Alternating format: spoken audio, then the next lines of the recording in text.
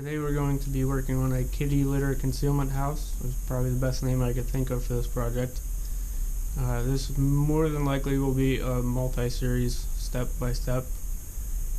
Today we're going to be milling the wood, which all the lumber that I buy is rough cut, and it must be jointed, planed, ripped, and cut to length before we do the fun stuff like building and finishing.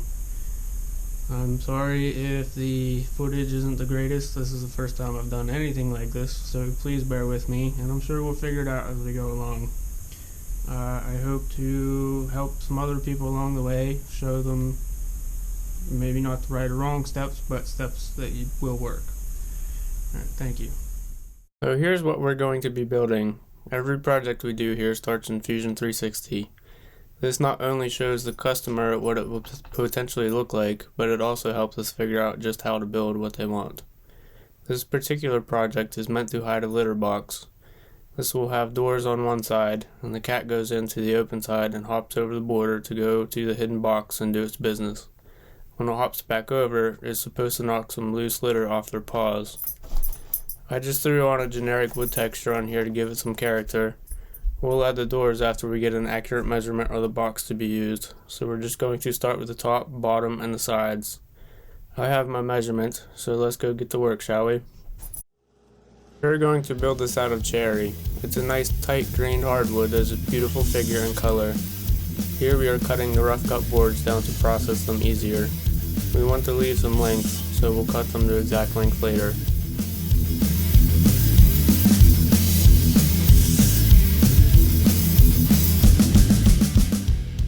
Now it's on to the jointer. This tool helps us flatten two sides of our boards, one face and one edge.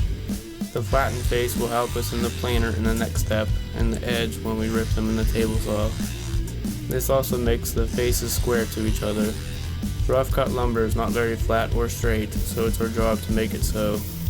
There are a lot of great videos here on YouTube on how to use a jointer, so I won't go into great detail.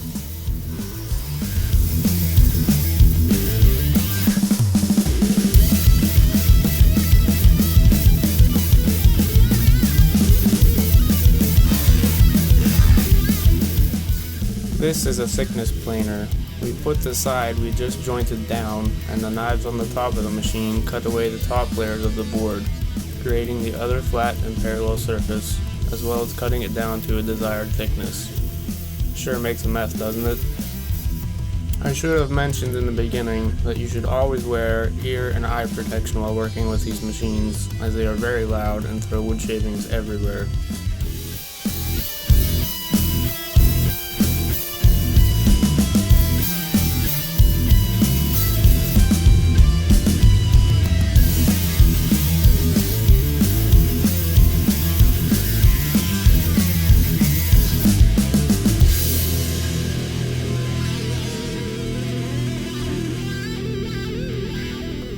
Here we are now at the table saw. In this step, we are going to rip the edge opposite of the jointed edge.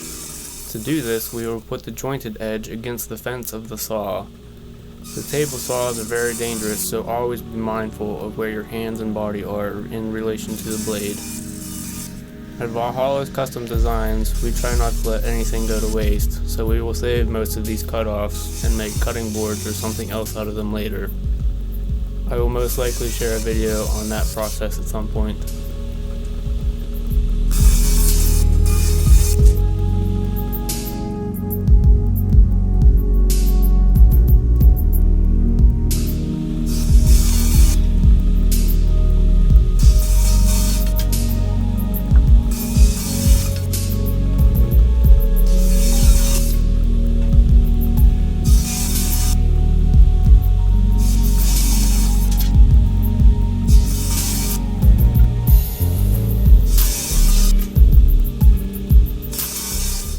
Back to the chop saw we go. We are now cutting our boards down to final length, trimming from both ends. I like to do this to remove any snipe from jointing or planing, or cracks or checks from the board. It also squares the ends to the rest of the board.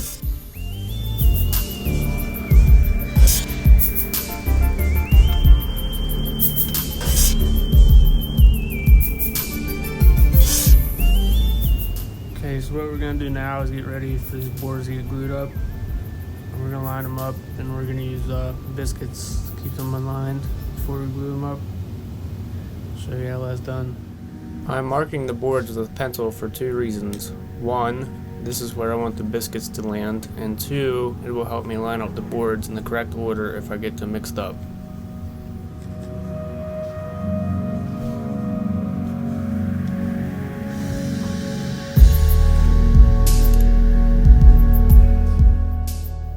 This tool is a biscuit jointer. This cuts a slot in the board to accept the biscuit.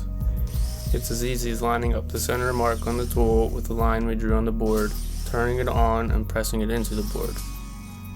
Please excuse my head from getting in the way.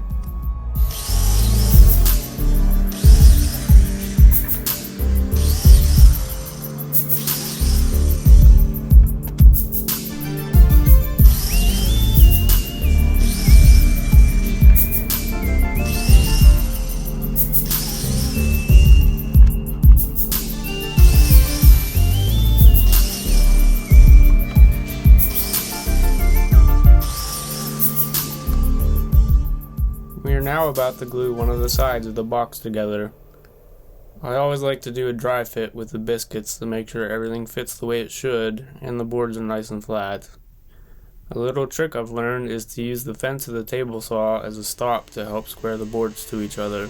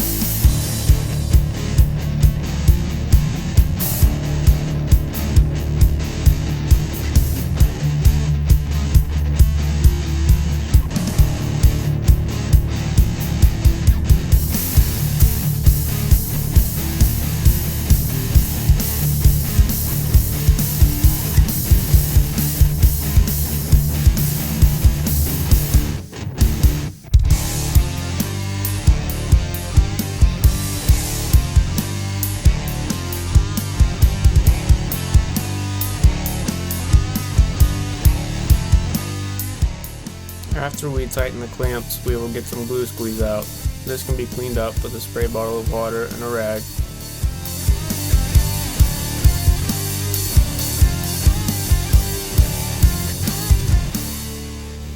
Okay, now that we have these boards glued up and they've had some time to dry, we're going to pour these knot holes full of epoxy. So the first important thing is to dig out all the extra junk out of these holes.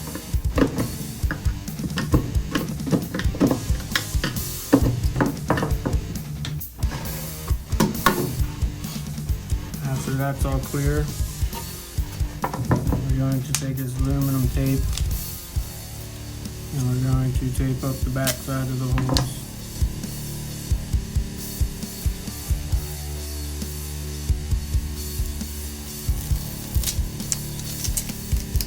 This will hold the epoxy in the hole and also will not stick to it. So we'll be able to pull that back off whenever we're done.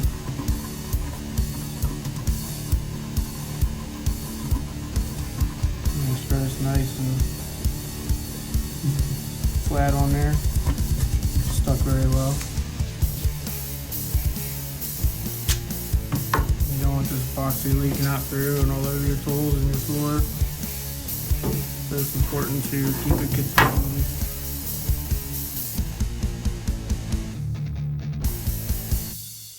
Sometimes it's difficult to get the backer off. I apologize.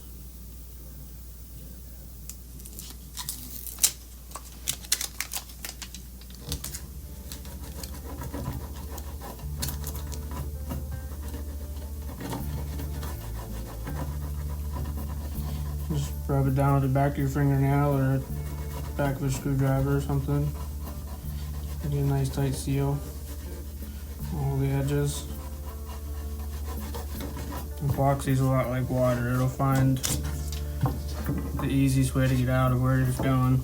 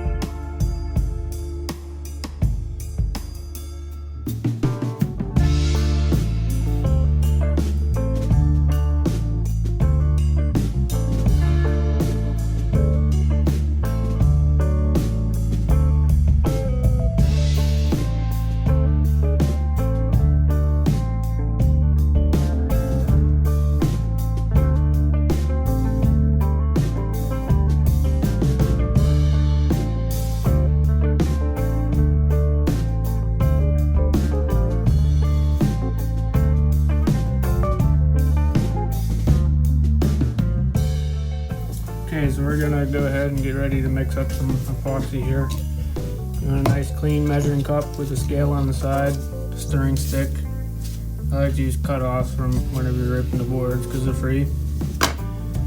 And a 2-part epoxy. 1 part's hardener and the other part is the resin. You want to follow the instructions on these because if you do not follow the instructions, it may not cure. Then you have a goopy mess to take care of and it's just not fun. So you want to make sure this one is a 2-part, equal 2-part. So we'll measure out 4 ounces and then 8 ounces. It'll be 4 and 4, sorry.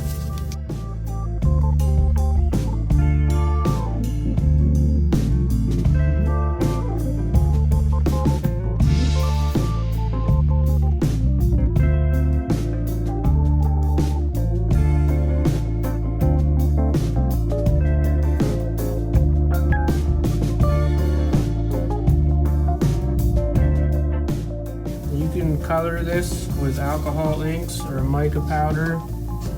Give it your own little flair. Or in this case, the customer would like clear epoxy, so that's what we're going to go ahead and do.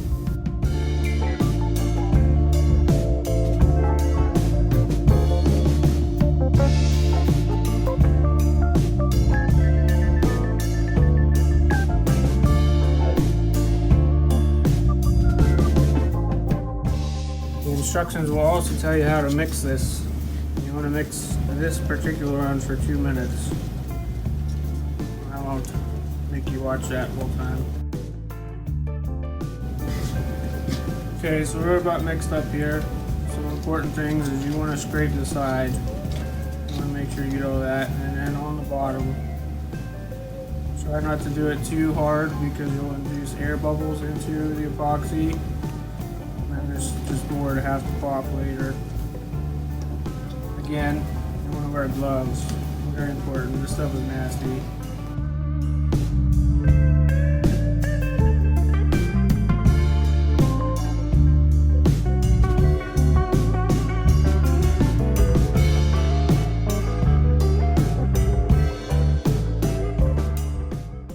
Time's up. So we'll get to pouring.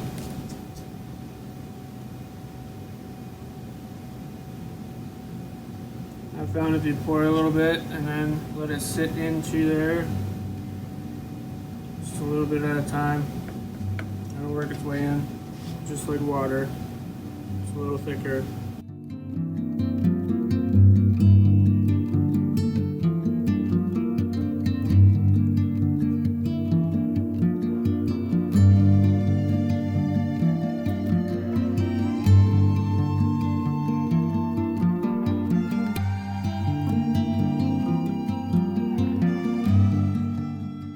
Help it along and spread it out with this stir stick too. It helps it. find its way down into where it's going.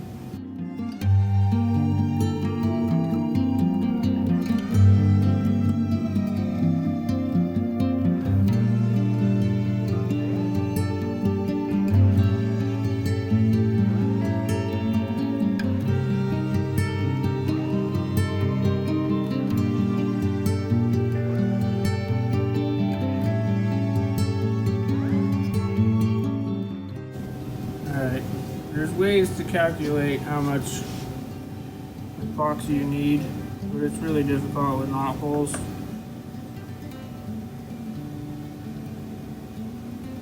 So however much you think you need, subtract that, or divide that in two, because you always make more of what you need, at least I do. So I try to make a creative outlet for them. All this extra stuff, I'll pour it in some knot holes and make coasters out of it, or make art. Okay, well, since this epoxy's been sitting a while, it starts to bubble. I'm going to take a torch and a decent amount far away. Hit it. You'll see the bubbles pop. You don't want to get too close though, because you'll burn the epoxy. Get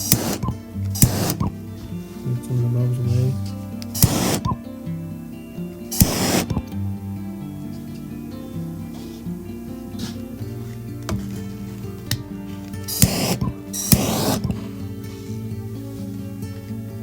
And you may have to come back and do this a couple more times too.